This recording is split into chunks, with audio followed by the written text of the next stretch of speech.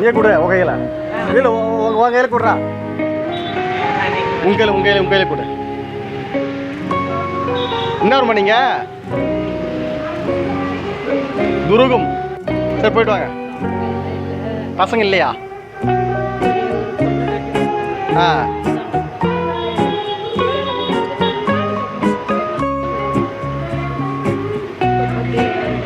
பசங்களுக்கு பேரன் இல்லையா? பசங்களுக்கு பேரன் இருக்கிறாங்களா? பேரன் பேச்சுறாங்களா? ஆ ஆ